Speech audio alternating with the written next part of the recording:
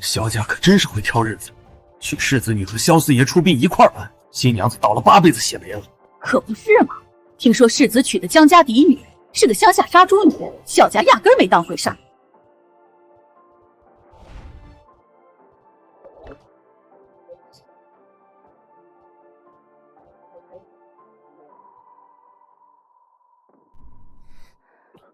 骗了。冤了，乖，叫夫君。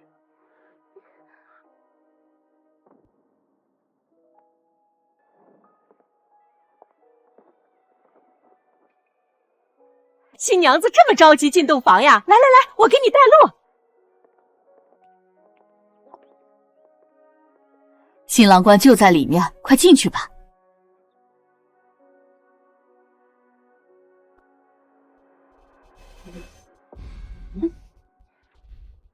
夫君，你说姐姐要是看到他大婚之日，我们这样会不会很生气啊？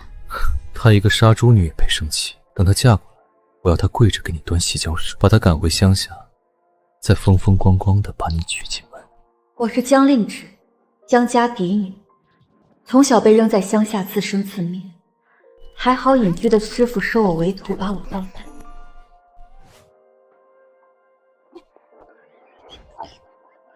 江令渊、萧燕，你们费尽心机想把我踹回乡下，做梦！这高门大宅里锦衣玉食、前呼后拥的日子，我江令之还就要定了。快水！不好了，萧燕的婚房走水了，快来灭火！救救我的女儿啊！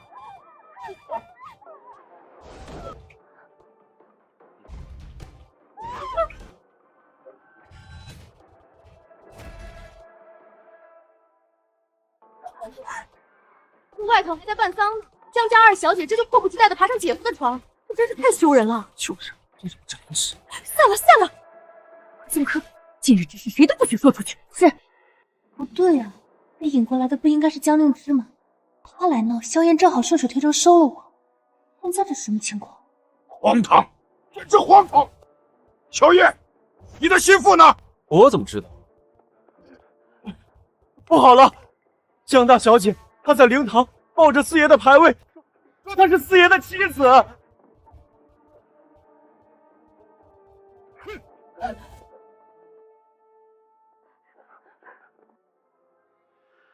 好你个杀猪妹！今天是你和叶儿大喜的日子，你在这披麻戴孝咒谁呢？谁说我要嫁给萧燕了？今日出门迎我的是萧将军的棺木，那我就是他的妻子。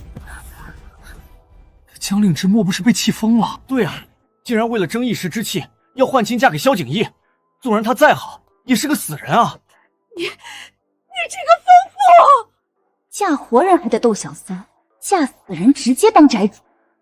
萧景逸辈分高，以后萧燕见我还得恭恭敬敬喊声四婶，这波不亏。这丫头有点意思。孩子，守寡的日子可不好过呀。老夫人，守寡再苦，也苦不过守着让我蒙受奇耻大辱的夫君。将军为国捐躯，是英雄，却未曾留下一儿半女，令只愿为他收养子嗣，让他100年之后仍有香火供养，求老夫人成全。行，你既然铁了心，那我丑话说前头。您说，做了景逸的寡妇，你这辈子生是他的人，死是他的鬼。要是敢不安分，我就送你去底下陪他，放七叔想都别想。就这，你还嫁吗？姐姐如此深明大义，一定不会反悔的，对吧？就是，令人都有我的孩子了，我必须娶她，就算小叔死了，你也得。我是你的长辈，你敢这么对你长辈说话？我嫁。从今往后，我生是四爷的人，死是四爷的鬼。主要是能当你们长辈，气死。好，这门婚事老身做主，换。都听好了，从今天起，江令芷就是我国公府尊贵的四夫人。老夫人，四爷他没死，他活着回来了！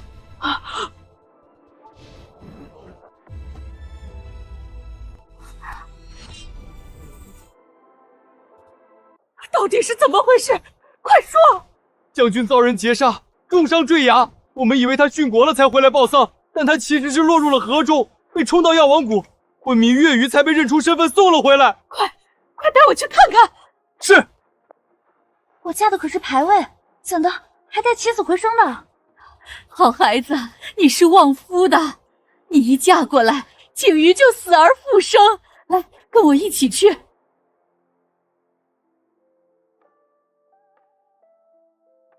这就是我那位已故的夫君。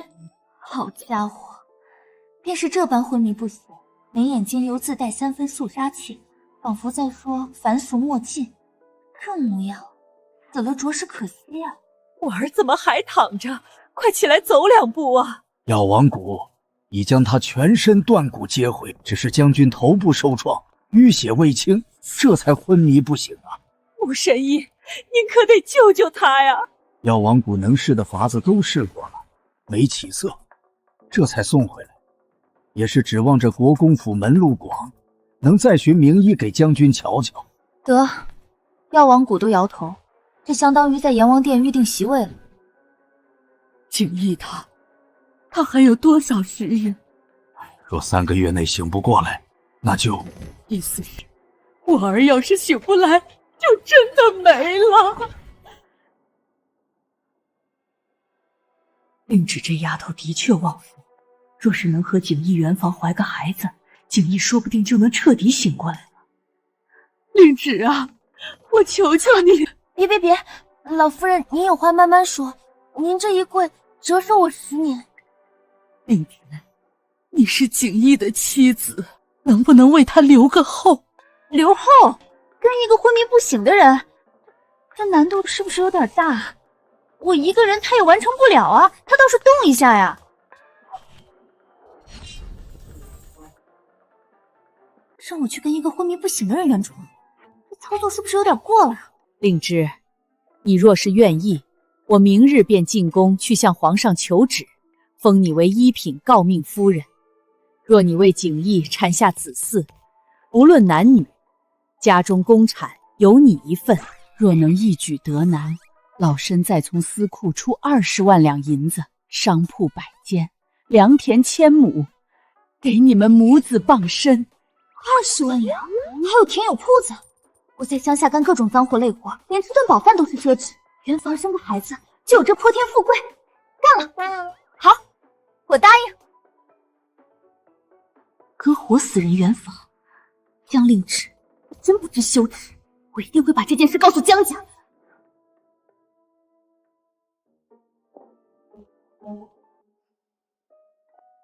别慌，这萧景逸虽然看着是凶了些，但等下不还是要乖乖躺在这里被我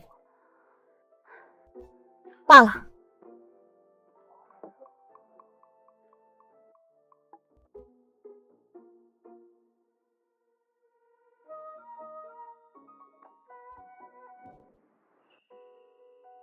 长得可真俊，可惜了是个睡美人。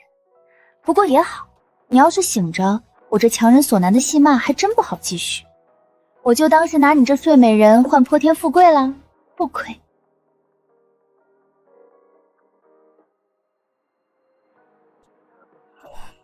将军，你醒了。昏迷前我坠崖了，如今应该是伤得太重，才会浑身动弹不得。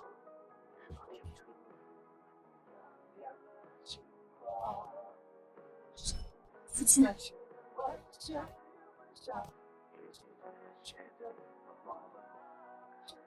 四夫人，热水已经备好了。四夫人，我成亲了？难道是母亲做主给我娶回来冲喜的？我堂堂镇北将军，怎会沦落到靠一个女人来救命？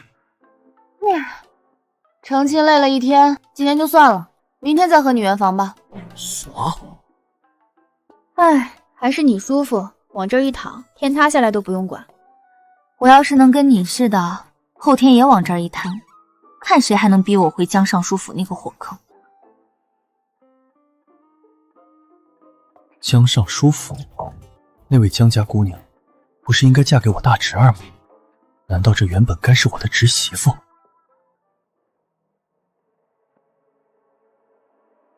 大嫂，您瞧我这记性，如今我都是4房的人了，我的嫁妆还赖在您大房里，多不合适。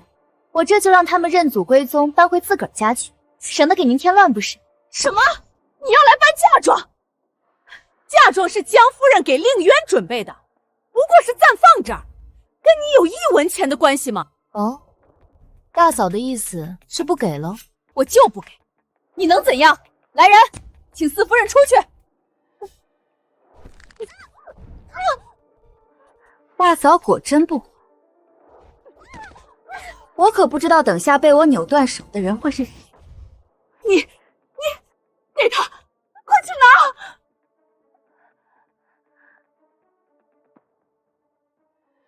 四夫人，嫁妆箱子都是空的。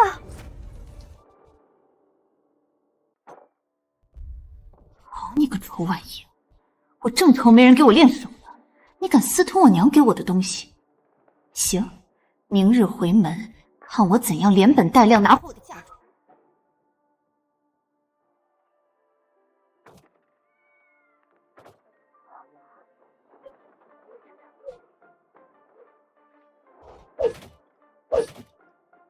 四夫人，您这是在干什么呀？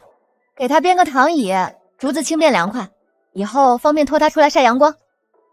您连这都会，这算什么？我在乡下时还会杀猪呢。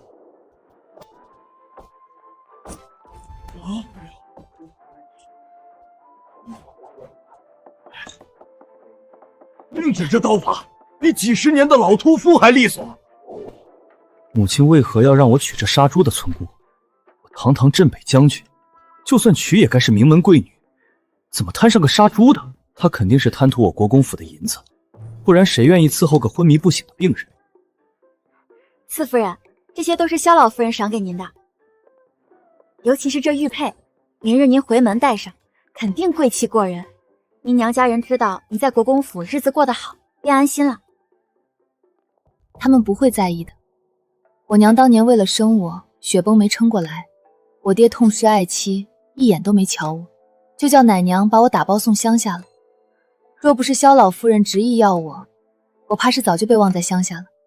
怎会如此？他们也太过分了！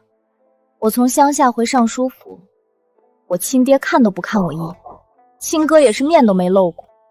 要不是想给我娘的牌位磕个头，我才不回去找不自在。没想到她在江家过得如此凄凉。也是，若是过得好，又何至于要嫁给我这活死人？那您更得打扮得漂漂亮亮，让夫人娘亲在天之灵也放心。一边回忆一边旧年华，那情味在一句话，不要夸我，一边离散的季节，你的我陪着我的伤，你留下最后的一句话。将军啊，我现在可就只剩你一个亲人了。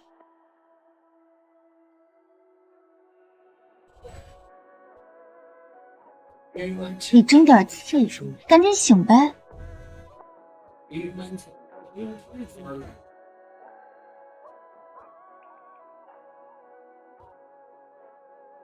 他哭了，怎么回事？听着他哭，心里怎么会如此难受？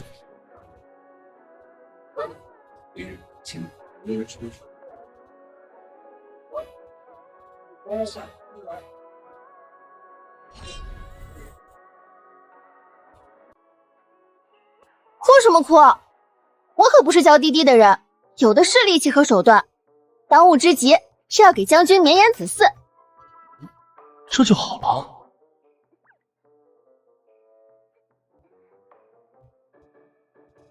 等等，现在还是白天呢。姐姐，这水要大桶的。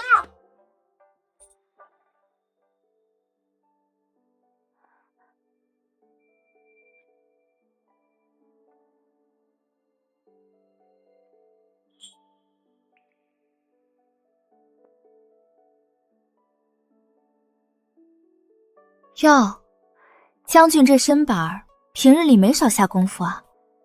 这女人怎么如此大胆？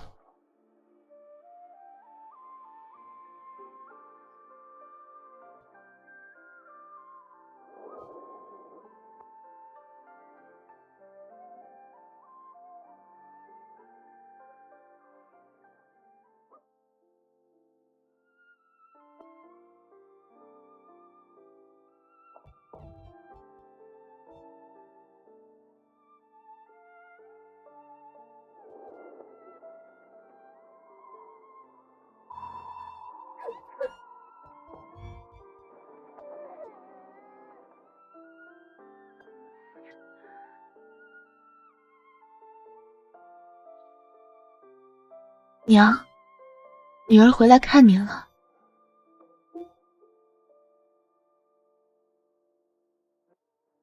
有人吗？四夫人回门省亲了。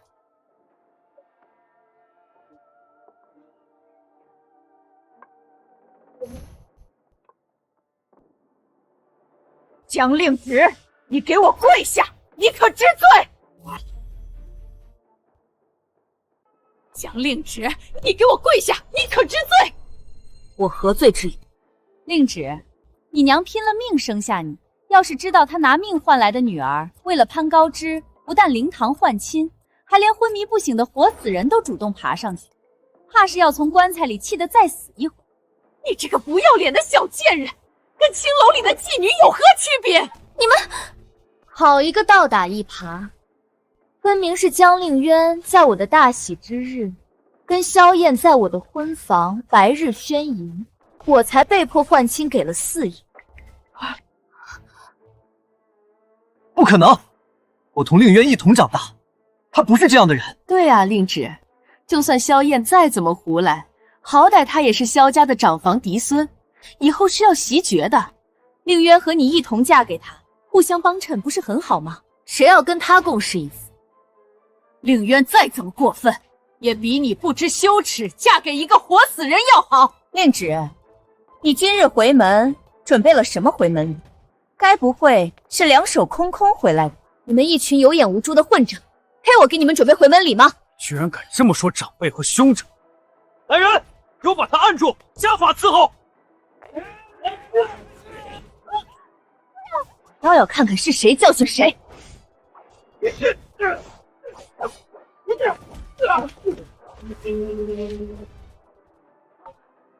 把我的嫁妆还给我！还想吓唬我们？一个没见识的乡下女，别以为拿把刀就能唬住我！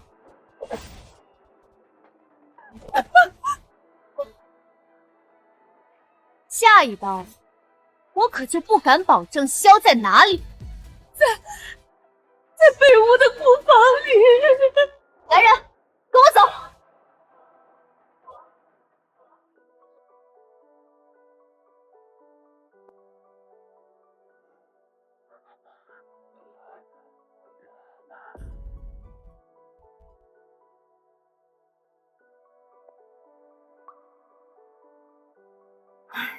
我真是魔怔了，竟盼着将军醒了，能去给四夫人撑腰，也不知道四夫人怎么样了。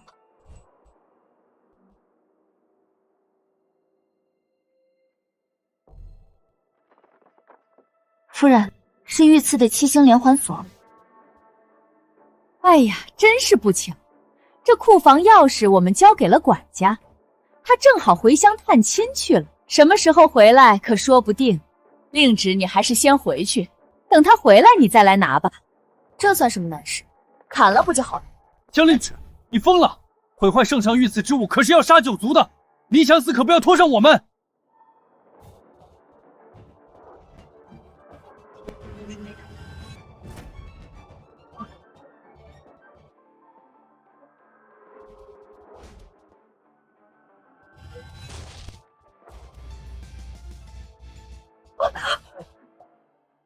夫人当心！令芷小姐，您嫁去守活寡便罢了，如今竟拿砍刀劈祖宗库房，这传说……这里是尚书府，你打我！尚书府怎么了？像你这等长舌贱婢，打就打了，还要挑地方吗？姐姐，你换妻还要砸门墙，你一个鸠占鹊巢的人，还有脸论强？你敢打我的渊儿，我跟你拼了！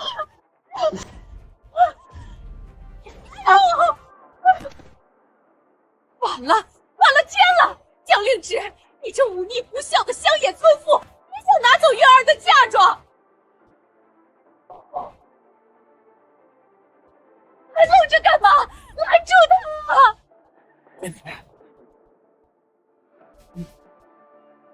不想死就尽管拦着。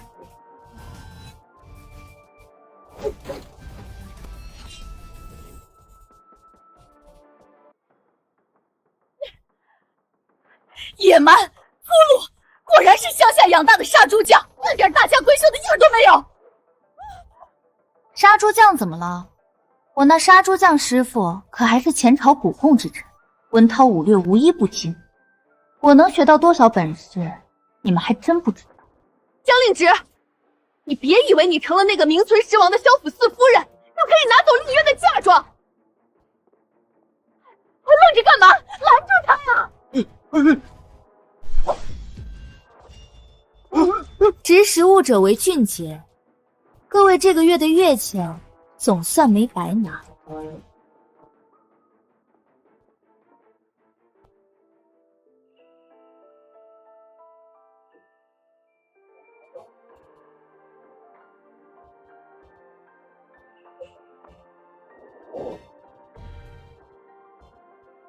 将军，您终于醒了。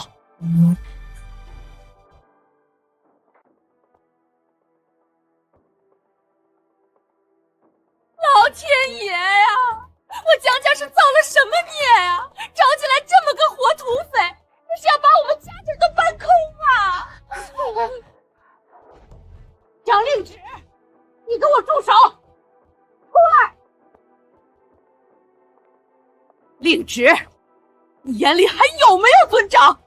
我是国公府四将军的夫人，我的地位远在你之上，怕是你还要对我请安。你放肆！江令芷，萧将军如今是个活死人，说不定什么时候过世，谁不知道你的四夫人身份？徒有虚表。你与其操心我，不如想想如何将我那些被贪没的嫁妆一件不少的补回来。嫁妆容后再议。把和离书拿来。是老夫人。你如今仗着四夫人的身份为所欲为，等四将军死后，必定大祸临头。今日你签了这和离书，也可尽早免去祸事。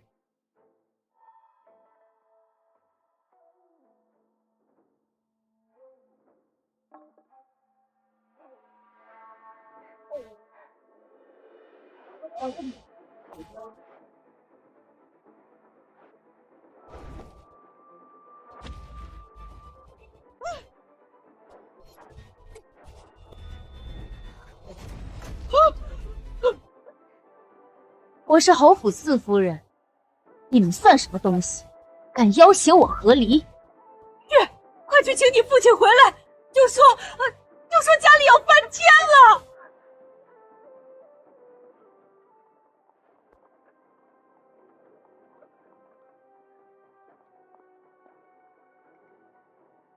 你是说江家正在逼我夫人与我和离？是将军，不过四夫人把和离书撕了，还扔了江家主母一脸。原以为乡野长大的杀猪妇会畏惧权势宗亲，未曾想竟是这般心理。且慢下车，我倒要瞧瞧这出戏他们打算怎么唱。等老爷来了，看你还怎么嚣张！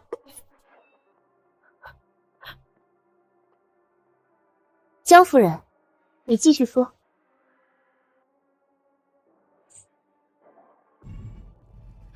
父亲，姐姐砸了库房，拿刀追着母亲砍，公公都被她气倒了。孽障！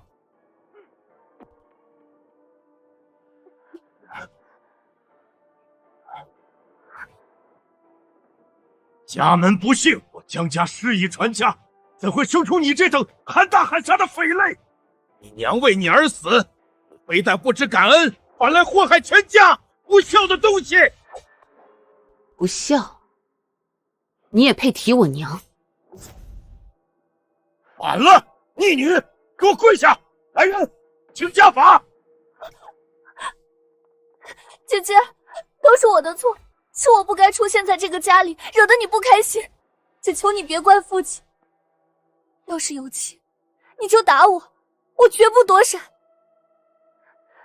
只要你能消气，我怎么样都行。哦，这可是你说的，大家都听到了啊，是他主动要求的。我这人没别的优点，就是别人求到头上，从不让人失望。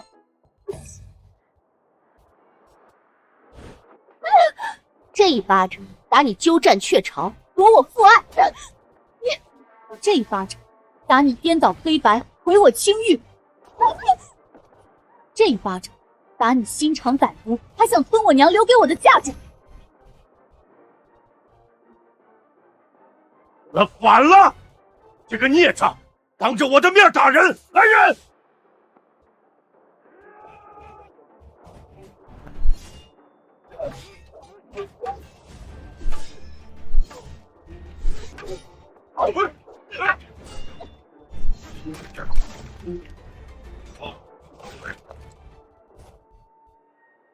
今日我亲手教训你！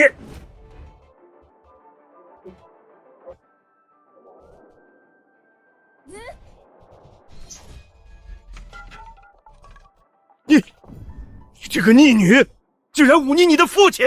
父亲，从今天起，我就和江府断绝关系。都点清楚了，我娘留给我的一根线也不要少。回夫人，剩下的这60台，件件齐全，连塞香脚防磕洞的旧棉花都没给他们留。好，回府。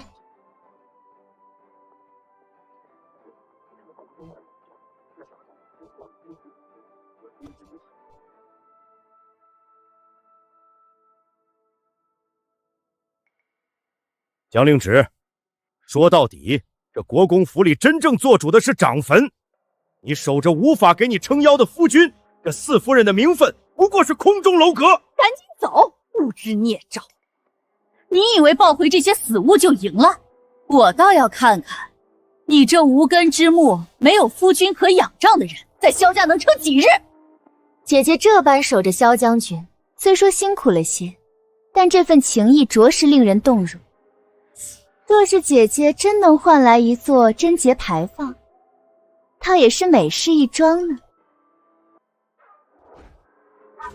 你们再敢咒我夫君一句试试！他竟这般维护你，我夫君是为国征战的大英雄，他就算躺着，也比你们这些只说风凉话的人强多了。英雄，在他心里，我竟是这般模样。躺着，他未必还能站起来。江令旨，你以为你攀上了高枝，其实是竹篮打水一场空。你们一个个的，就这么怕我坐在萧家四夫人的位置上？我夫君是身负国运的英雄，自有天佑，阎王爷都不敢收的人，就一定能好起来。姐姐，我真是心疼你，药王谷的神医都已断言，你又何苦自己骗自己？江令渊，你再说一遍，谁敢再咒我夫君，我跟他拼命！冥顽不灵，放肆！何人敢在此非议我国公府四公子，陛下亲封的骁骑将军？我们不过是陈述事实，你一个萧府下人，在我尚书府门前喧哗，不合适吧？哦，不知诸位在陈述什么事实，不妨说与本将军听听。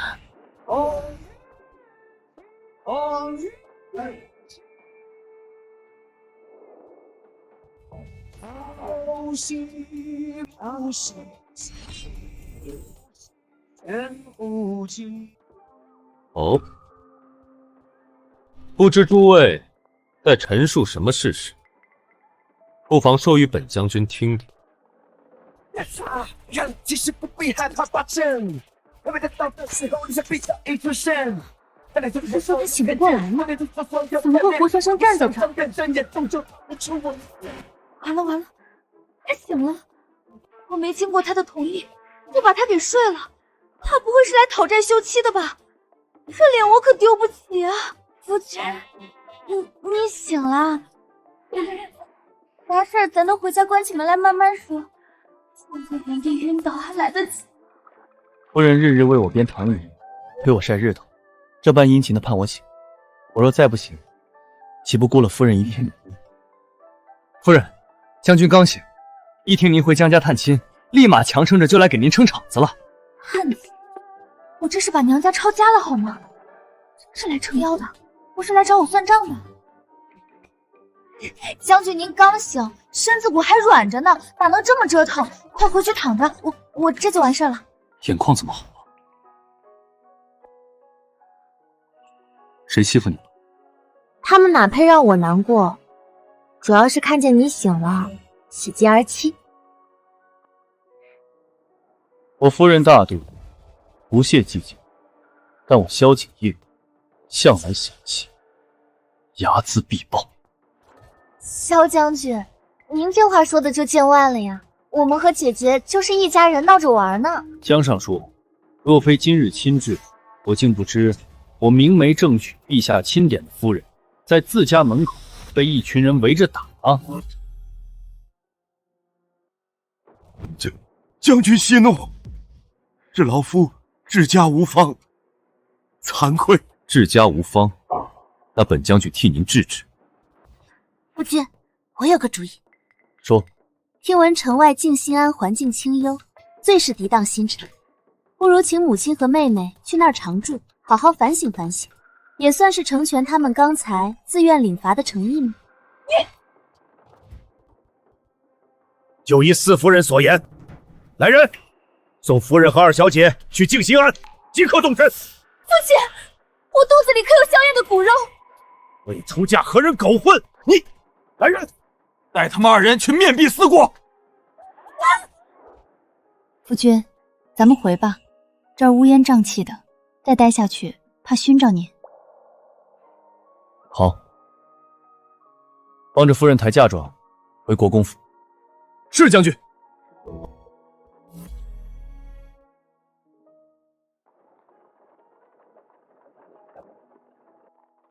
在我面前不必强撑。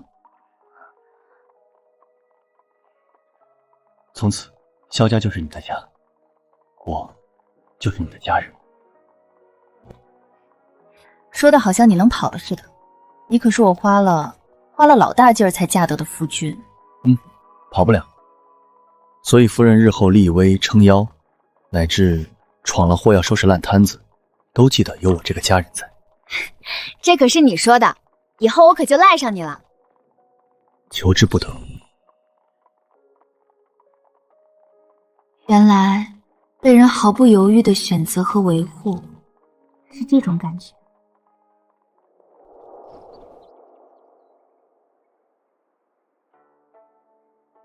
四夫人安好，我们渊姨娘说她那儿偶然寻得仙夫人的纸草香囊，想着物归原主，也好求个心安理得。好，我知道了。江令渊刚作为姨娘嫁入府，这就开始作了。夫人，怕是鸿门宴。怕什么？正好闲得慌，就去看看他葫芦里卖的是什么药。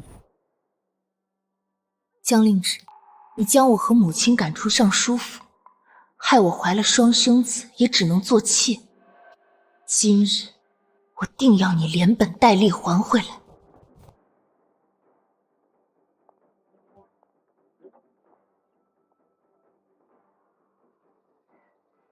姐姐肯赏脸过来，妹妹我就安心了。香囊就在梳妆盒里，姐姐自取便是。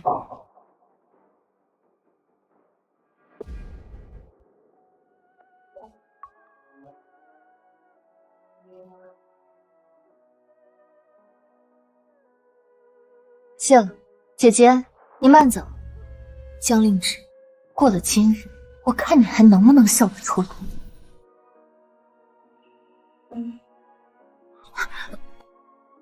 怎么了？眼眶怎么又红红的？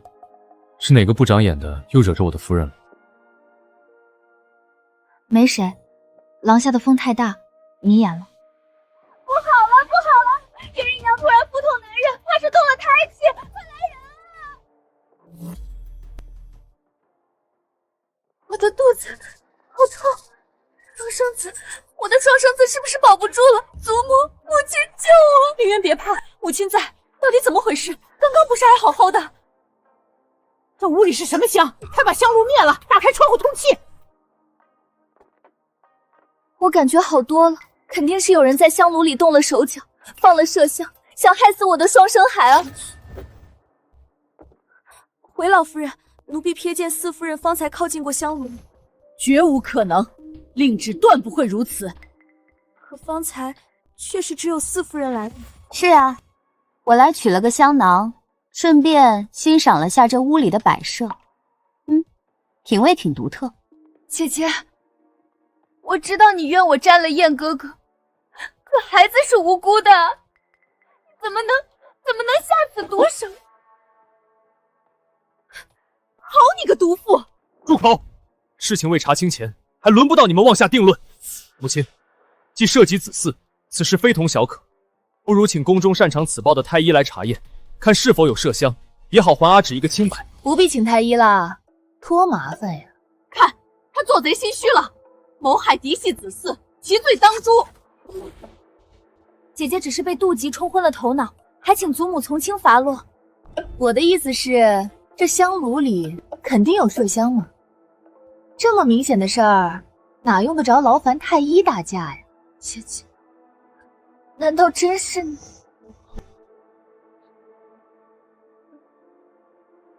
春柳呀，你眼神可真好。那你瞧仔细了，我当时是用左手还是右手碰的香炉呀？是双手。奴婢亲眼看到四夫人您双手捧着那香炉晃了晃，当时还以为您是稀罕，没成想……姐姐，你怎能如此狠心？妹妹这么信春柳的话呀？春柳自小一直跟着我，从不说谎，她叫是就是。好，江令元，这话可是你说的，待会儿可别后悔哦。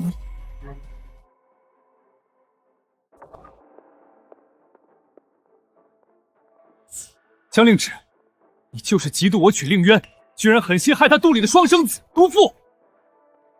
夫君莫急，等着看好戏。萧燕，你是不是对自己有什么误解？你什么意思？瞧见我夫君没？战功赫赫，英明神武。你再瞧瞧你自己，我放着这样的宝贝夫君不要，为你吃醋？你没照过镜子呀？你休要胡搅蛮缠！现在人证物证俱在。人证物证，好呀，你四婶这就给你看个更直观的。令旨小心！快看，他亲手碰了，他这是认罪了。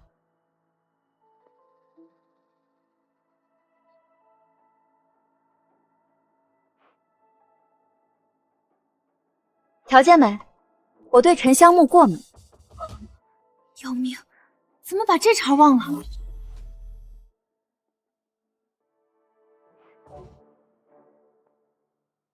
瞧见没？我对沉香木过敏，要是我真去开盖放药，再盖上，折腾这么一大通，这手早变成红猪蹄了。怎么把这茬忘了？那你怎么一口咬定里面有麝香？江令渊自己说的呀，现在还都不提前做功课，蠢的我都同情。上不了台面的东西，竟敢拿自己的骨肉当筹码，做这等龌龊勾当！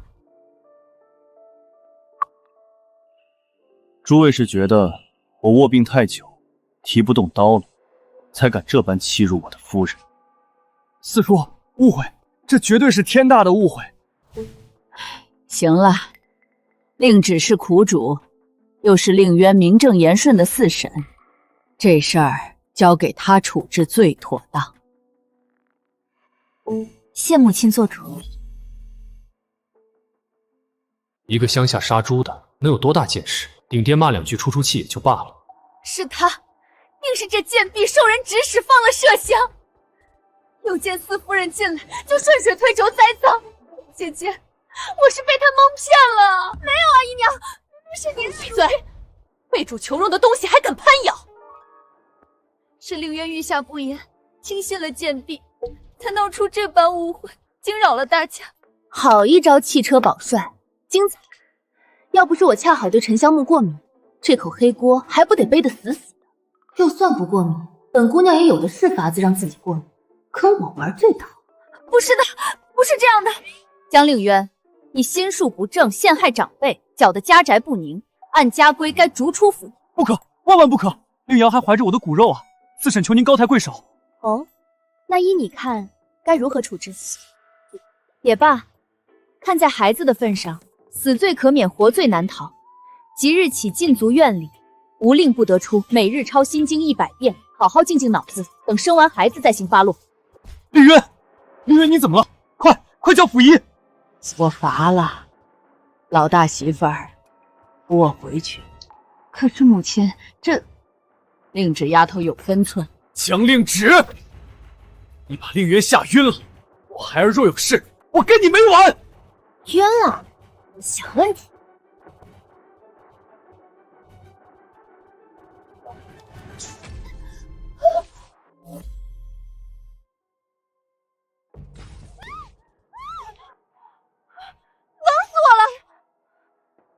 别碰我！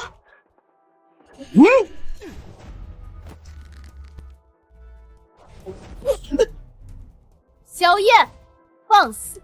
给我跪下！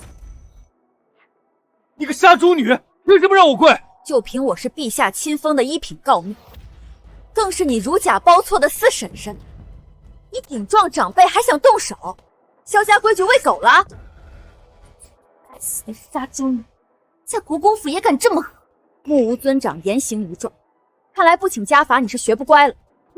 你想干嘛？来人，把萧燕给我拖去祠堂，结结实实打20板子，再罚跪3天祠堂，静思己过。没有我的允许，一滴水1粒米都不准送。江令旨，你敢！我母亲绝不答应。你母亲啊？可老夫人刚才说了，这儿归我管，难道大房要抗命不成？拖走，拖走，别耽误渊姨娘养胎。江令旨，你个毒妇！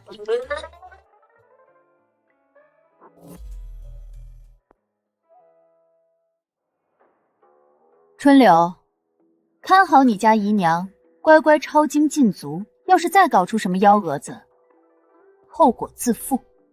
是，奴婢一定看好姨娘。痒吗？回去让穆神医看看手。没事儿，我去库房找点药膏就。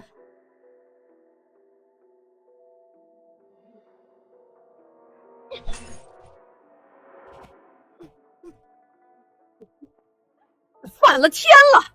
那个杀猪的竟真敢动家法，还敢恶我燕儿，他眼里还有没有我这个主母？仗着四叔和祖母横行霸道，再不管，这后宅要改姓江了！做梦！萧家后宅还轮不到他撒野，你好好养着，这口气母亲一定给你出。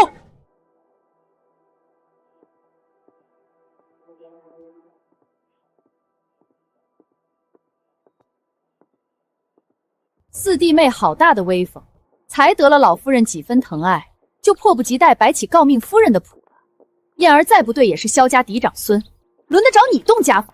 竟还敢罚跪祠堂！你可记得如今后宅是谁在当家？四弟妹好大的威风，才得了老夫人几分疼爱，就迫不及待摆起诰命夫人的谱了。燕儿再不对也是萧家嫡长孙，轮得着你动家法？竟还敢罚跪祠堂！你可记得如今后宅是谁在当家？哎呦，大嫂，您这可真是冤枉死我了！我不过是替您分忧，教了侄儿些规矩。今日他当众要对四姨动手，这要是传出去，别人还以为咱们萧家的规矩是纸糊的呢。难不成在咱们大房这儿，侄子打婶婶也算是家传手艺？你少拿鸡毛当令箭！掌家权在我手上，后宅之事还轮不到你指手画脚。掌家权当然要紧，但更要紧的是长得明白，对吧？毕竟这掌家权，瑞王妃赠的千年人参竟被换成了商炉根，大嫂这狸猫换太子的手艺可真是绝了。没什么呀，就是提醒大嫂，不管谁掌家，这账目啊、库藏啊，总得对祖母、对萧家上下都交代得清清楚楚。您说是也不是？你胡说八道什么？你再胡说，我撕了你的嘴！你再胡说，我撕了你的嘴！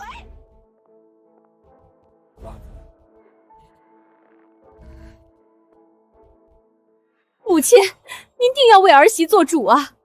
四弟妹如今眼里哪还有长幼尊卑？她责罚燕儿也就罢了，方才更是对我百般讥讽，嘲笑我管家无能。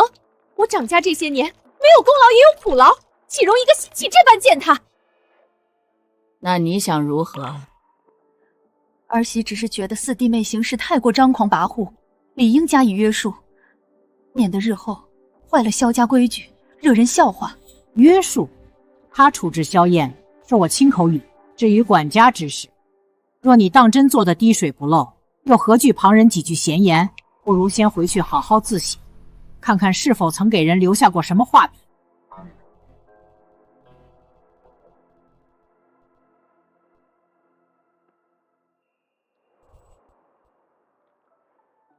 母亲万福。方才狄侍卫来回话，说穆神医嘱咐了，夫君外伤虽愈，但元气大伤，须得用上好的人参细细温补才行呢。完了，杀猪女要会死。景瑜的身子要紧。去年瑞王妃来府上探望时，赠了一支上好的千年人参，正好给他用。你去库房取来便是。母亲，瑞王妃所赠必是重礼，如此贵重之物，儿媳可不敢独自经手，可否请母亲一步，与儿媳一同前往库方查验取用？完了，这杀猪女要坏事。也好，人老了，是得多走动走动，便一同去看看吧。我也同去，府中库藏我最熟悉，正好帮母亲和四弟妹找找。老夫人、四夫人，这便是瑞王妃赠的那支千年人参。令芝，你快拿去给景怡用上吧。这可真是个宝贝儿，便宜我家将军了。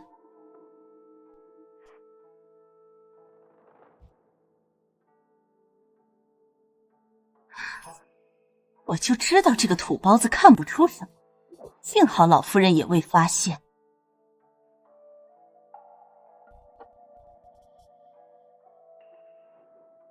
母亲，这支恐怕并非千年人参。江令芷，你胡说什么？这分明就是瑞王妃所赠的千年人参，库房记录的清清楚楚。你一个乡下来的，懂什么人参？休要在此信口开河！母亲，儿媳虽出身乡野，但机缘巧合下曾跟随一位老医师辨识过药材。人参气味清雅醇厚，根须密集而韧。您看此物，形虽似，但表皮粗糙，闻之有一股淡淡的土腥气，且须根易断。这并非千年人参，而是商炉根。荒谬！母亲，您别听他胡说，他这是故意找茬，想显摆自己。瑞王妃送的，怎么可能有假？瑞王妃送的人参自然是真的，就怕他道行不够，从盒子里溜走，让商炉根给替了去。这要是吃下去，补不了身子，反倒通了气，那可就好笑了。你是不是叫个明白人一验便可？速去请穆神医过来，就说萧府有重赏。是老夫人。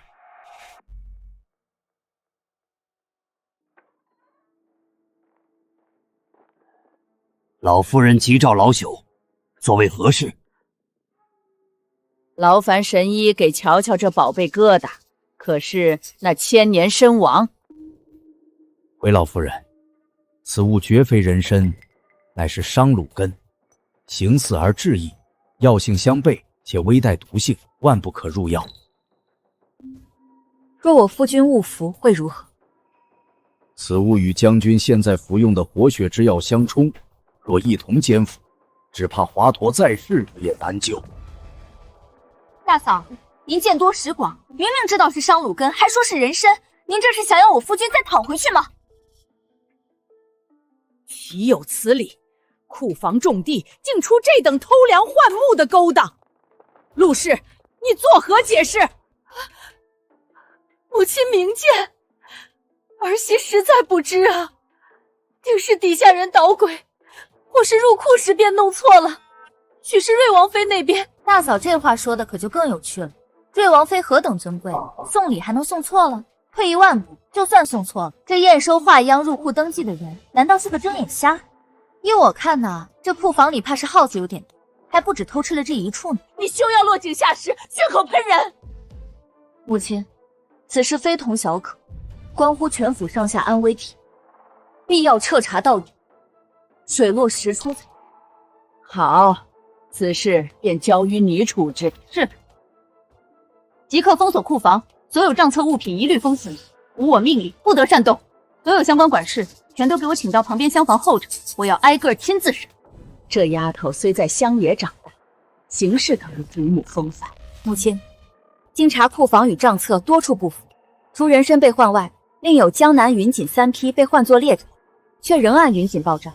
采购的上等黄芪、当归，实则多是被换次品，这些是相关票据。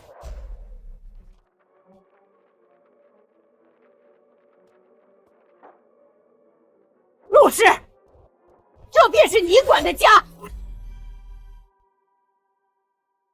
母亲明鉴，儿媳实在是被底下人蒙蔽，这是一时失察呀。祖母，母亲管家这些年没有功劳也有苦劳，定是奸猾小人作祟，求祖母再给母亲一次机会。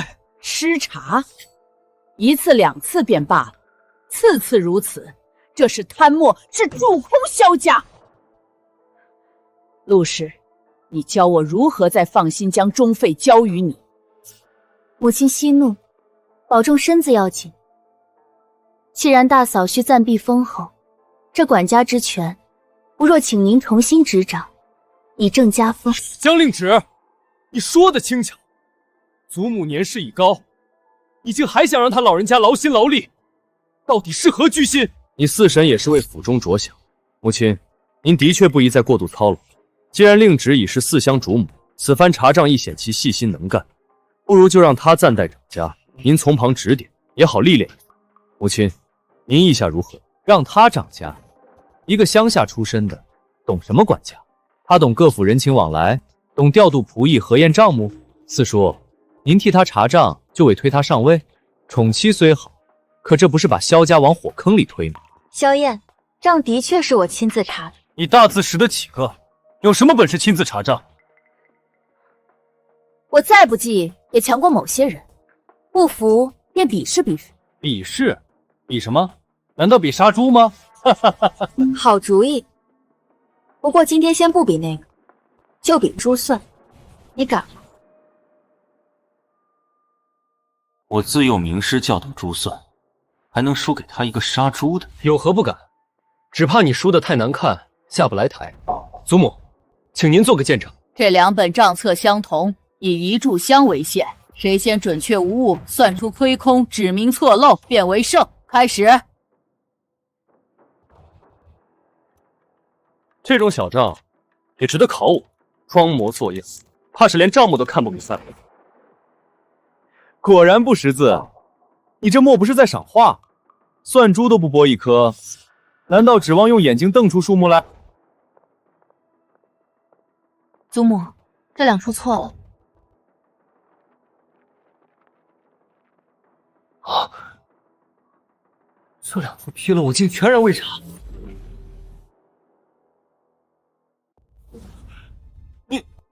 你是如何算出来的？谁规定算账一定要把算盘拨得震天响才算快？又是谁说的？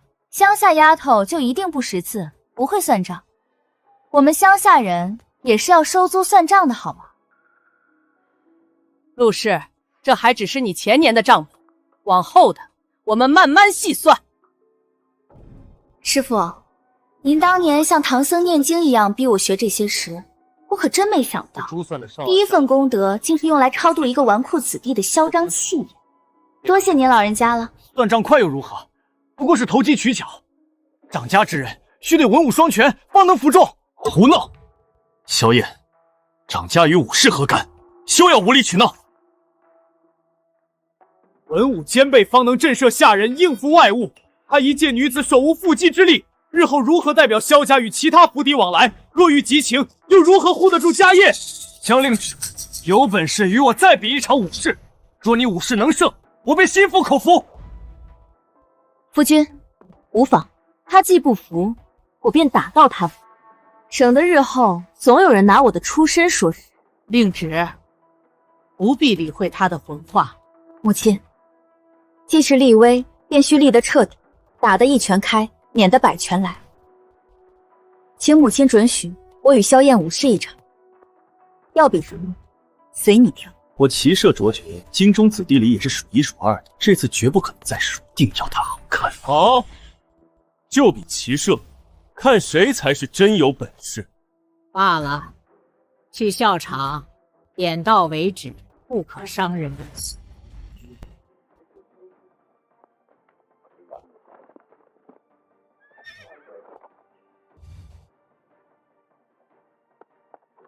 江令旨，现在认输还来得及，省得一会儿坠马难堪，哭鼻子可就不好看了。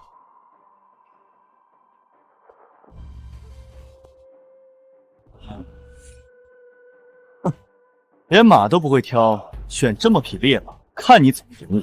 今日我定要好好出这口恶气。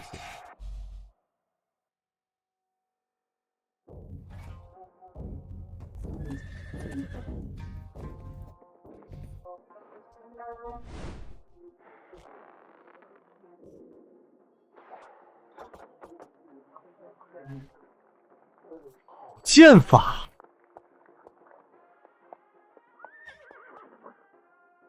夫人今天肯定是输了。哎呀，还是不要比了，再比下去，四夫人就要丢人现眼了。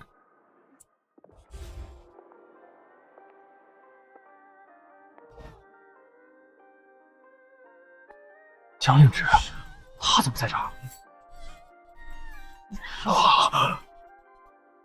曾羡慕闲云野鹤，做人间激情于天地，摇铃草木间，此生不作万劫，负一株水仙，回头月，愿望单转。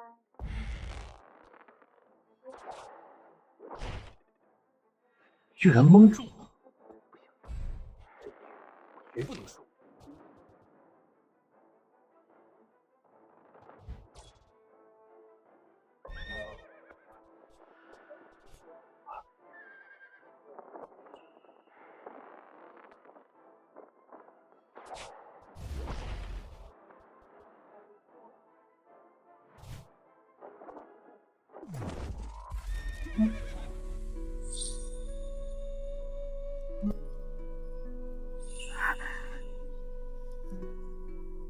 有没有受伤？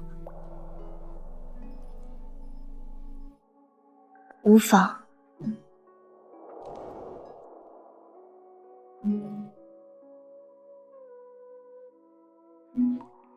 如何，大侄子？现在可心服口服了？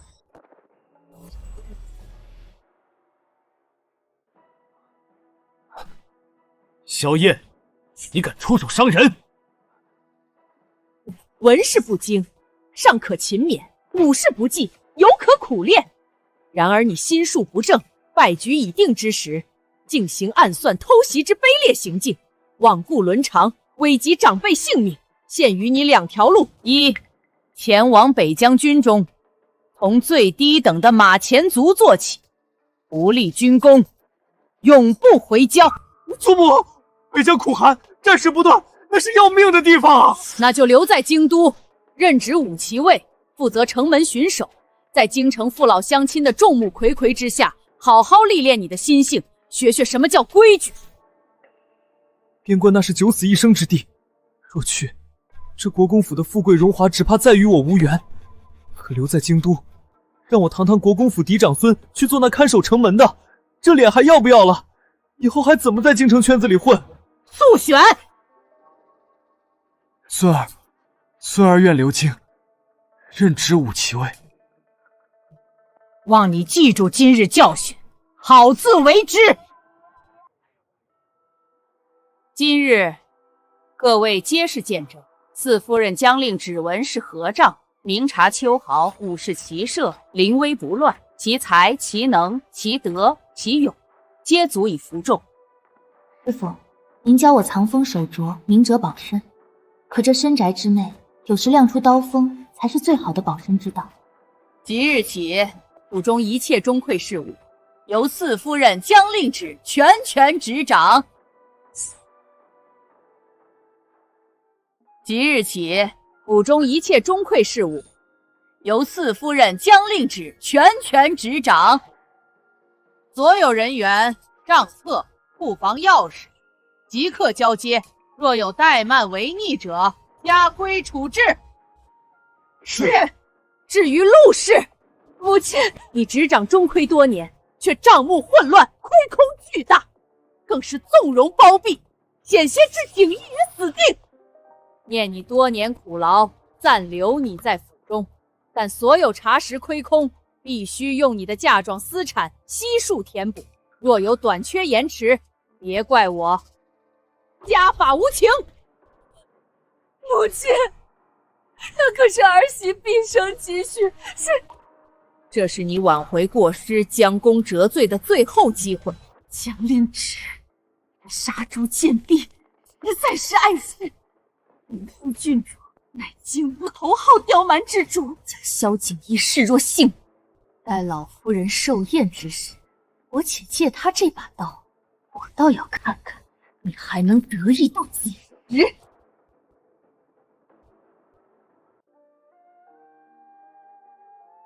没想到萧燕竟然能做出这种事，还好你没出事。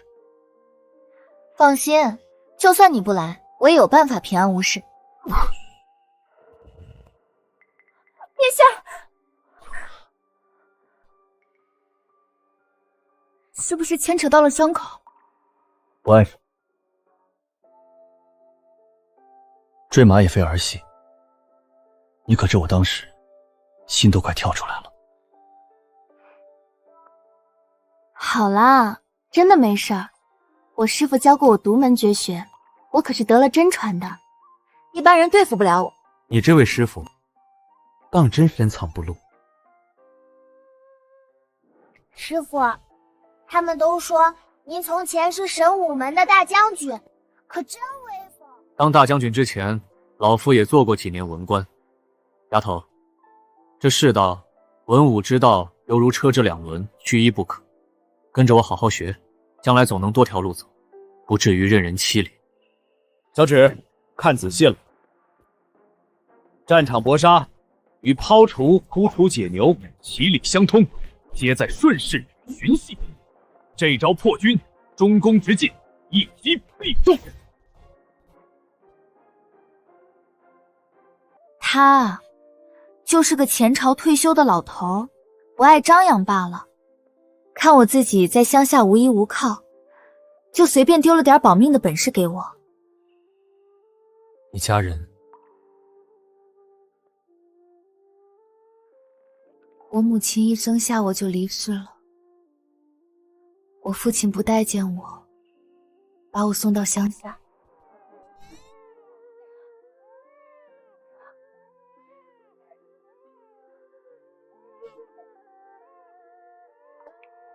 所以我才拼了命也想嫁进萧家过好日子。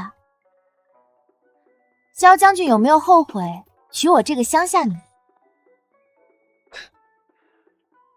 所以娘子当时才趁我昏迷不醒时就占我便宜。说起来，夫君你这么厉害，怎么会在大军凯旋时被伤成这样？当日埋伏我的人，我已经有些名誉。不过，查我在行啊！我帮你揪出那个内鬼如何？夫人这般厉害，那是自然。此事牵扯甚广，等有了确凿进展，我会第一个告诉夫人。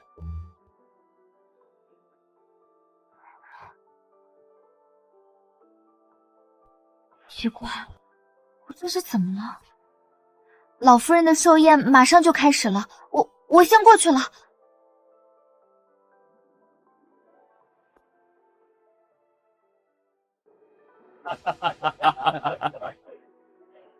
瑞王妃到，灵枢郡主到。郡主今天好美啊！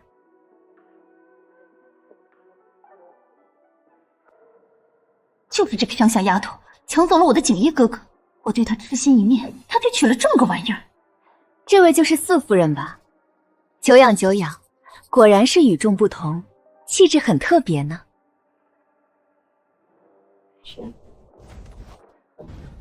就这点伎俩，未免太过儿戏。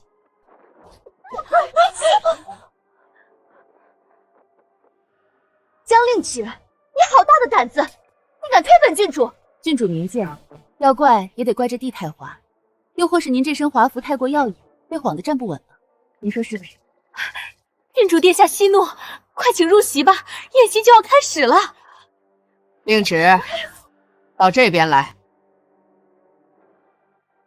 他不过是一个乡下泥腿子，又胆大包天的灵堂换妻，整个国公府不是应该鄙夷他吗？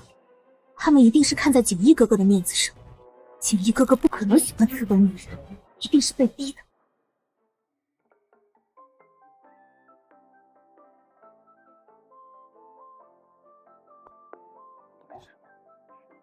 无碍，郡主想给我下绊子，结果自己险些表演了个平地摔跤。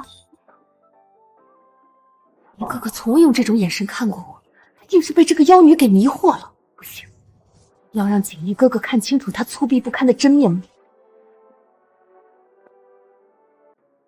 咦，这虾如此之大，莫非是来自边陲水泽的稀奇玩意儿？四夫人来自乡野，见识广博，想必认得此物，知道怎么吃吧？郡主，此乃太湖白灼大虾，乃是宴席上的常客。看来郡主平日深居简出，对此等家常美味倒是疏远。令芷，既是你熟悉的，就由你来教教郡主怎么吃，也尽一尽我们萧家的礼数。去取洗手的水和毛巾来。此物鲜美，食之亦有讲究，需配以姜醋汁，方能去腥提鲜。虾线藏污，食前需提除；虾头尖锐，亦需小心。若不懂其法，胡乱剥食，不仅容易扎手，汁水四溅，更易失了风度。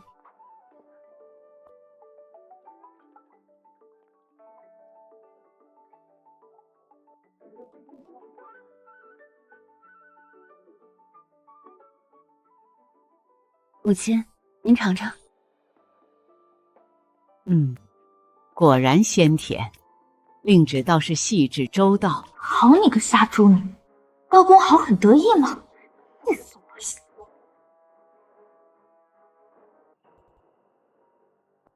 锦衣哥哥，你帮我剥。杀猪女，你输了。锦衣哥哥心里只有我就知道，锦衣哥哥对他好肯定是假的，他喜欢的人一定是我。我就知道锦衣哥哥对我最好了。锦衣哥哥，我从小便喜欢你，因为你的噩耗，我痛不欲生，甚至去暗中为你祈福了1个月。可不是嘛，京中谁不知道郡主打小就对四弟你一往情深呐？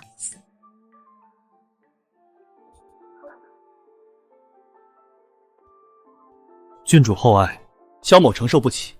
我这一生有令芷一人足矣，并无他念。我给你的虾，你竟然剥好了给他，他一个杀猪女只配！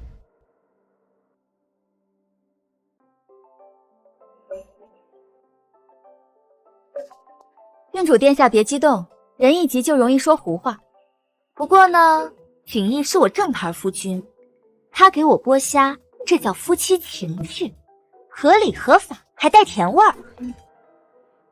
夫人所言极是，这虾为夫剥得甚为欢喜。我怎么觉得这虾剥的竟比批君报还要成就感？郡主若是羡慕，不如请王妃赶紧帮您物色一位专属剥虾师，到时候别说剥虾，剥核桃都有人伺候，何必眼巴巴瞅着我们这盘呢？你竟敢羞辱本郡主！娘，我娘绝不会放过这个杀猪女的。罢了，萧锦衣再好也是个短命相，断了念想正好。不过今日确实理亏，得给萧家一个台阶下。舒儿，还不住嘴，脸还没丢够吗？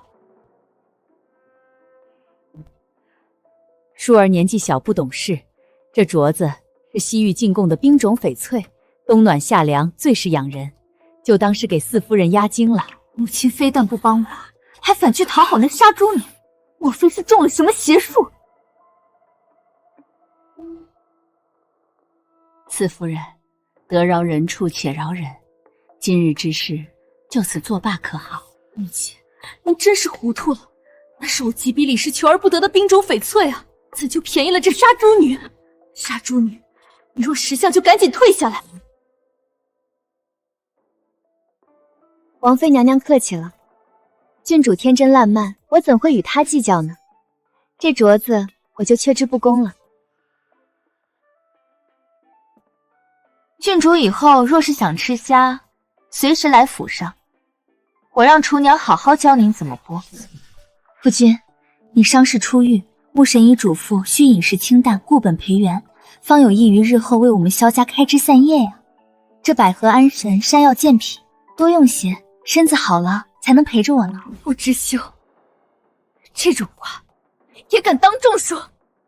我夫人转述医嘱，有何不妥？难道郡主比神医还懂调理之道？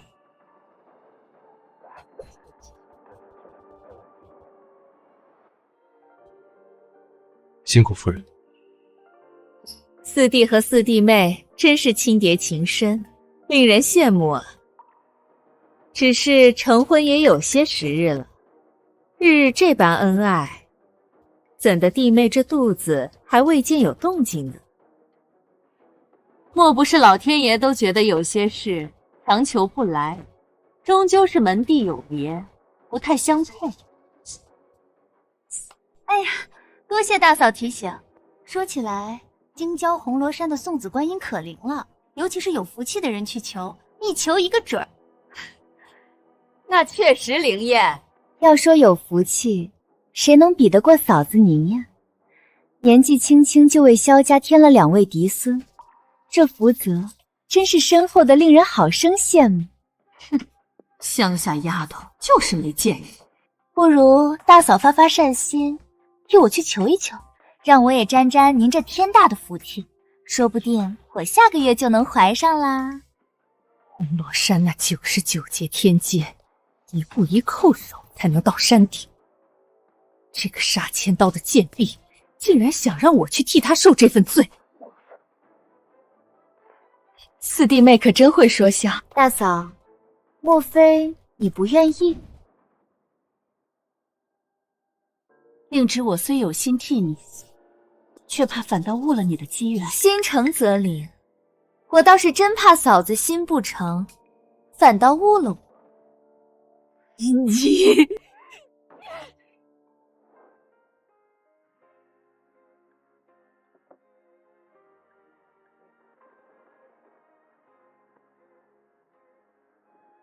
阿芷，你对我好，是不是就有个孩子在萧家安身立命？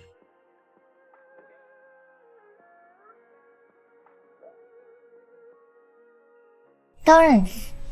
果然，我只是个工具人，即便只是工具人，你只为我做了这么多，我也会对他好。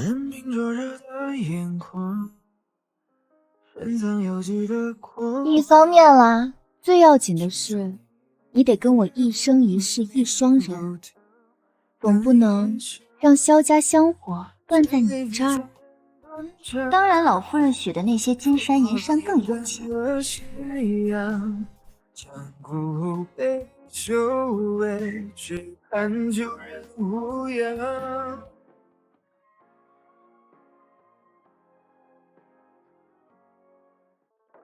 鼎翼哥哥，我来萧府看你了，快看我给你带的什么好东西！这可是南疆特供玉肌膏，去疤生磨，效果一流。你身上那些刀疤剑伤，一抹保证还原成小鲜肉。郡主还请自重，我是有妇之夫。没事儿，锦衣哥哥，我可以等。你是喜欢我的。我要沐浴就寝了。郡主请回。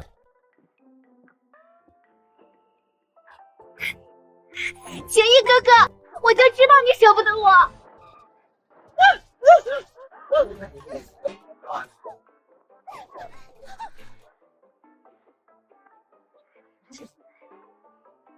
郡主还真是热情似火，不过扑身前记得先擦亮眼睛看清楚。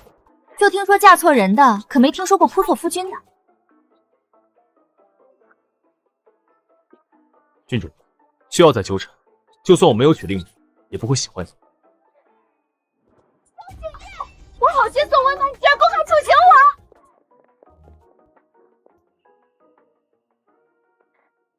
没想到将军的桃花运还真多呀。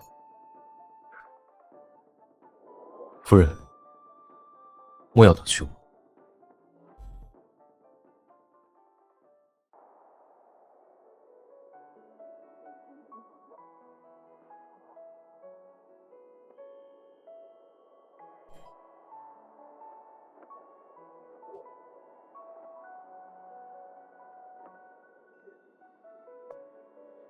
天寒莫要冻着。以前在乡下，冬天比这冷多了。令旨，以后每一个冬天，我都不会让你再感觉到冷了。小时候一直羡慕其他人有爱他们的家人，没想到有一天我也能拥有。这里的伤疤还疼吗？皮外伤早已无碍，这些伤有些是在北境留下的。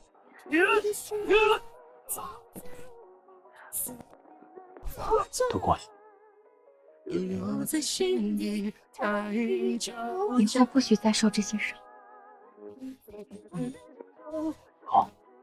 有人在你凯旋时设伏，要你的命，这事在我这儿可过不去。令旨，此事牵连甚广，背后之人。我不管他牵连多广，背后是谁，敢动我江令旨的夫君，就是跟我过不去。你这身板，可是我用尽办法才从阎王爷手里抢回来的，谁再敢碰一下，我把他剁碎了喂猪。好，都听夫人，有夫人护着，为夫甚安。知道就好，快告诉我背后之人。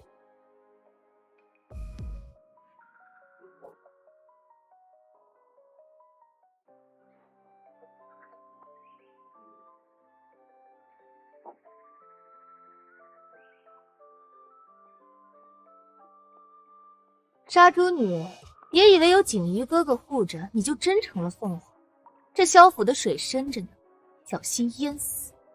郡主真是关心我，连我会不会游泳都惦记。不过这萧府的水再深，也深不过郡主的心思吧？你牙尖嘴利，本郡主今日就教教你什么是尊卑规矩。来人，给我掌嘴！且慢，我这人皮糙肉厚，怕硌着诸位的手。倒是郡主您想清楚，这一巴掌下去，打的可不只是我的脸，更是萧家和瑞王府的交情。郡主息怒，姐姐，郡主金枝玉叶，你让着些也是应当的。硬来不妥，不如……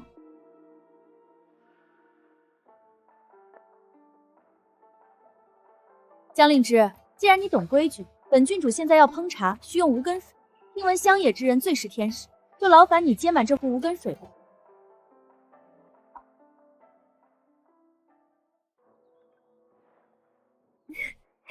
姐姐最是灵巧，这点小事儿定难不倒你。郡主有令，岂敢不从？这接无根水啊，最讲究机缘，急不得，还请郡主移步凉亭稍坐，慢慢等候。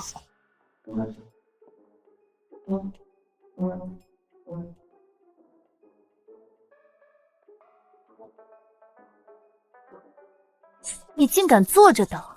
郡主莫非想让我对着天空念咒求雨？哎呀，早知道该跟庙里的道长学两手，现在临时抱佛脚也来不及了。要不，郡主您亲自示范个呼风唤雨的法术？郡主，您该不会就是想要让我晒太阳吧？想要我罚站直说嘛，何必麻烦老天爷呢？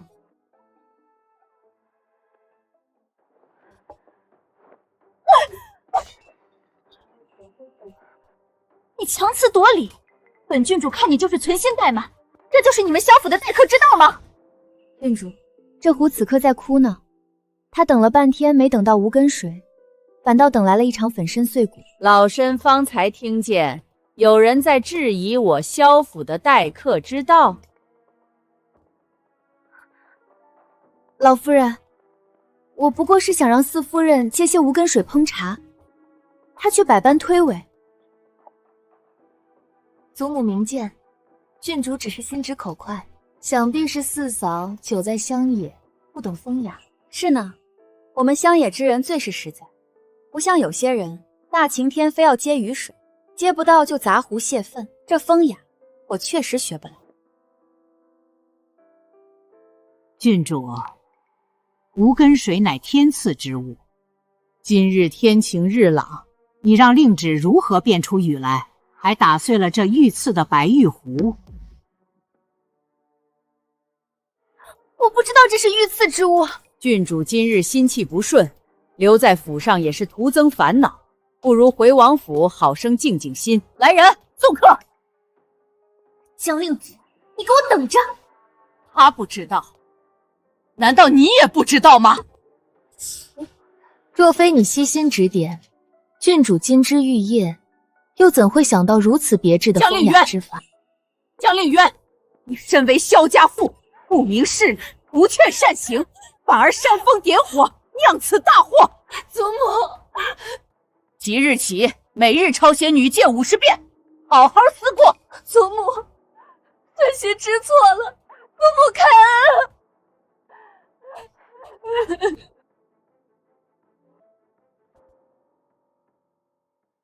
瑞王府这烧尾宴，帖子特意邀你同去，郡主怕是没安好心。他搭好了戏台，我不去，这戏岂不是白排了？正好瞧瞧他又学了什么新把式。夫人已有妙计，左不过是想让我出丑或受伤。听说瑞王府后院新来了只刚生崽的獒犬，凶得很。他若用这招，我便顺水推舟。不行。怎么？莫非夫君你舍不得？对，我舍不得你受伤，出生不长眼，太危险了，我必须在你身边。夫君放心，我不会让自己有事的。雪鹰也会接应，你呀，就安心在席上吃好喝好，等着看我给你演一出好戏。好，若有万一摔碎它，马上会有人出来护你，你的安全最重要。夫君，你就安心去查你的事儿。既然你受伤之事查出与瑞王府有关，看谁才是瓮中之鳖。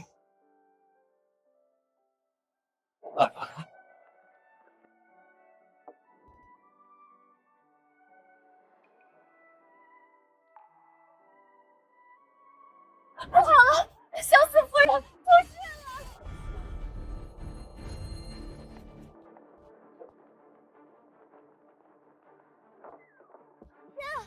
夫人，是不是被恶犬害了？死了！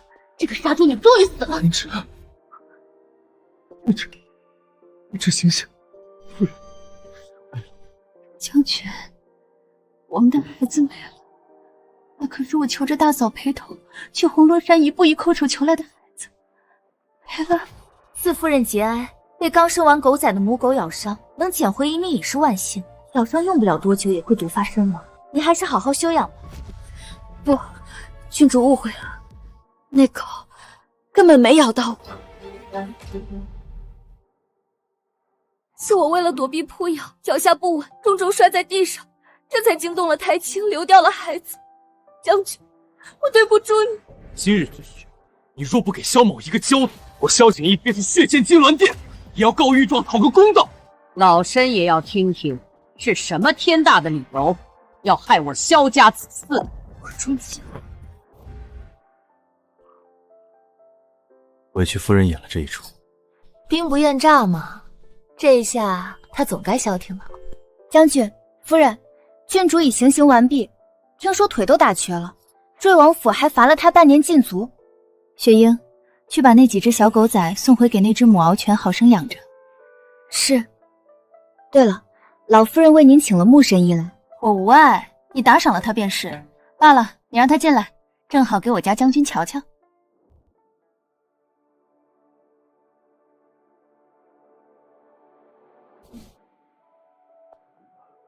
齐爷，神医，他怎么样？穆神医这是什么意思？难道我感觉良好，但实际不行了？穆神医，您给我交个底儿，我夫君这身子是不是虚得厉害？您直说无妨，是得用虎鞭鹿茸，还是得炖10全大补汤？我能扛得住，大不了我把嫁妆当了，也得把他这身子骨养结实。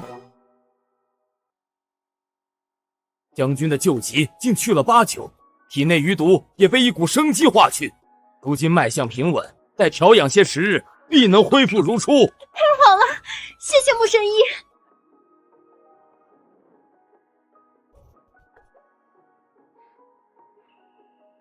有劳神医保密，对外仍说我旧伤未愈，需静养。明白明白，这实在医书难载啊！全赖我家夫人旺夫，她可是有本事从阎王手里抢人的。可不，将军娶我，怕是前世敲穿了9981只木鱼才换来的福报。我这旺夫命格，怕是比您的金针还厉害些。阎王爷翻生死簿见到我的名后，都得添上几笔阳寿呢。是，所以为夫必将夫人时时捧在掌心，本尊一世呵护。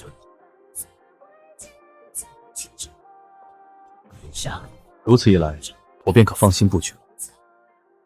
瑞王以为我病弱不堪，正是我们反击的良机。今日在瑞王府杂物间的暗格中所获，这火蜥印是北境军中专用的，还有这残存的饗银2字，大哥当年是否曾掌管北境粮饷调度？莫非我当年北境御府并非意外，而是他们贪墨军饷东窗事发，欲杀我灭口？大哥，难道他也参与其中？太过巧合，将军，此事必须彻查到底。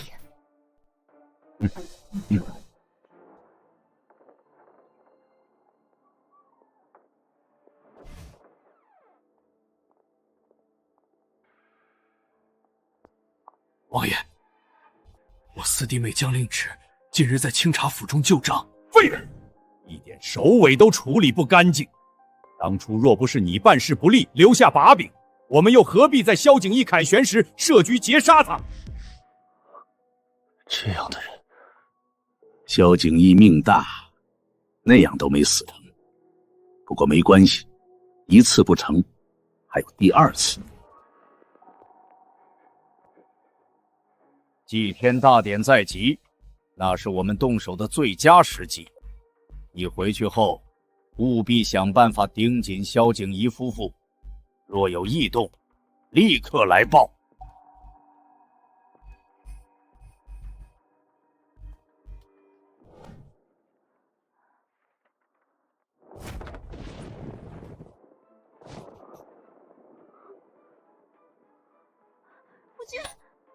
夫君，你怎么了？出什么事了？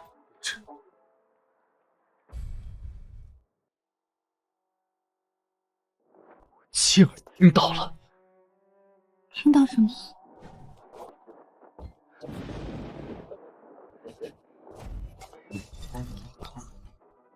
是我大哥与瑞王合谋贪墨了军饷，他为了钱权，竟联合外人要置我于死地。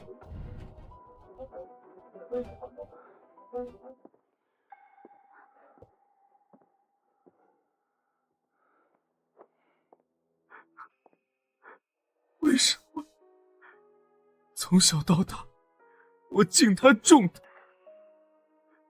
父亲去得早，长兄如父，为何会是他？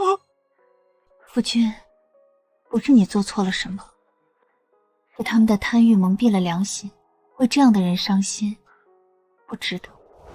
刚才还在密谋，欲在祭天大典上再次对我下手。祭天大典，好机会！他们想动手，我们正好将计就计。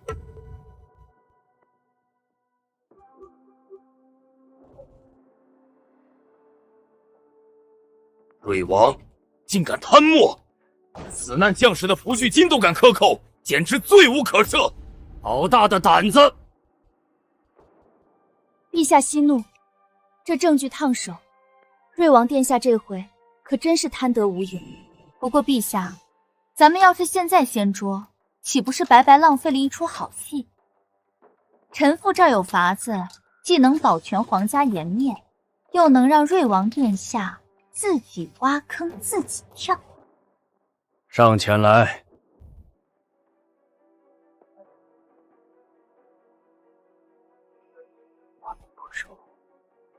准，就依你所做，朕倒要看看他能狠心到什么程度。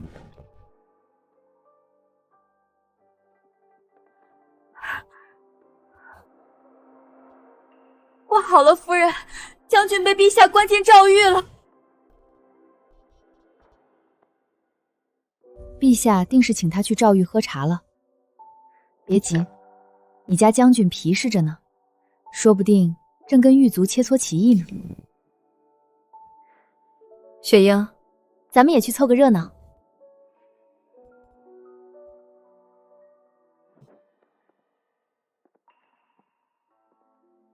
夫人，您已经看了一整天了，歇歇吧，眼睛都要看坏了。不行，我得趁将军在狱中他们松懈的时候，赶紧把账本查出来。好你个陆氏，我说你贪了那么多银子，怎么就没再见你吃胖的？原来是权位给瑞王府了，这下可让我逮着了。夫人，找到了。何止找到了，这数额大的，够瑞王吃下一整个军队了。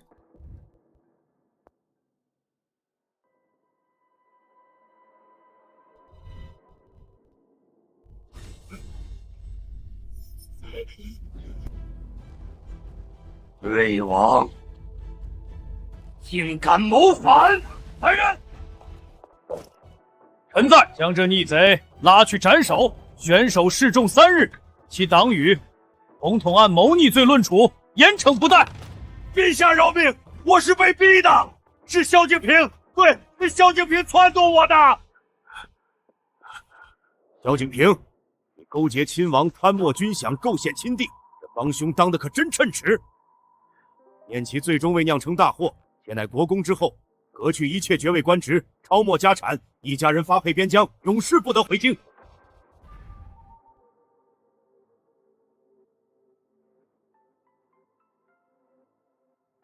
萧爱卿忠勇无双，忍辱负重，晋封为超一品镇国公。领旨，谢陛下隆恩。世袭罔帝，赐丹书铁券，掌京畿卫税与北境兵权。往后朕的安危，可都交给你了。臣谢陛下。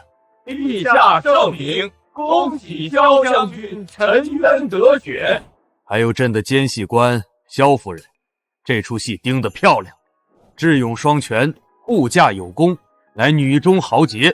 号封超一品镇国公夫人，赐凤冠霞帔，赏黄金1万两，锦缎1000匹，京郊黄庄2座。往后宫里有什么热闹，还得借你的慧眼一用。臣妇谢陛下隆恩，只要管饭，随叫随到。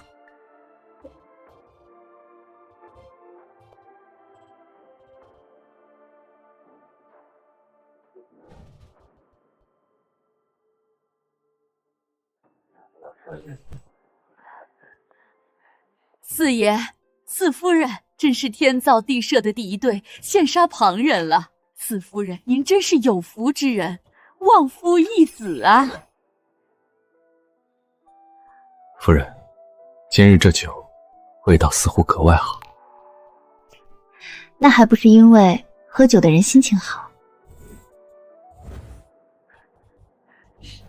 江令芷，害得我要去流放，孩子也因此没了。今日我就要你血债血偿，你去死！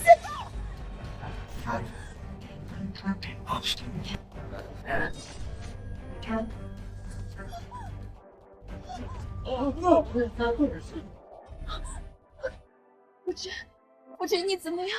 你别吓我，我们才刚刚开始，还有好多日子要过。我爱你，我真的不能没有你。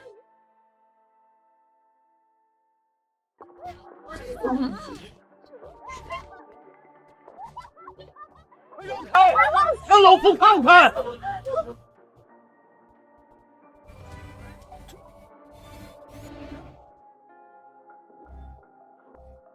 将军，您这怀里揣的是什么？夫人的情话真好听，为夫还想多听几句，要不我再晕一会儿。萧景逸，你吓死我了，竟敢骗我！我没骗人，我排了半个时辰队才买到的玫瑰酥，本想饭后给夫人一个惊喜，就这么被他毁了。我是真心疼晕过去的。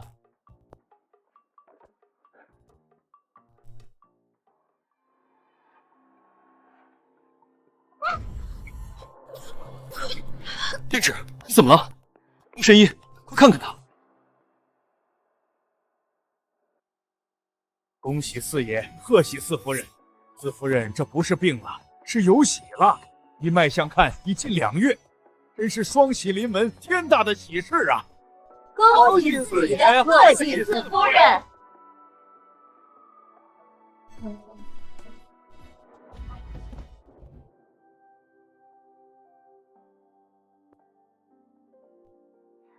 以后不许再这样吓我了，万一那匕首再偏几分。没有万一，任何情况下我都会护在你身前。只是可惜了那盒玫瑰酥，排了可久的队。现在闻不得太甜腻的味儿，可能宝宝不喜甜食。我们的孩子定会像你一样聪明勇敢。那我希望也能像我一样幸福。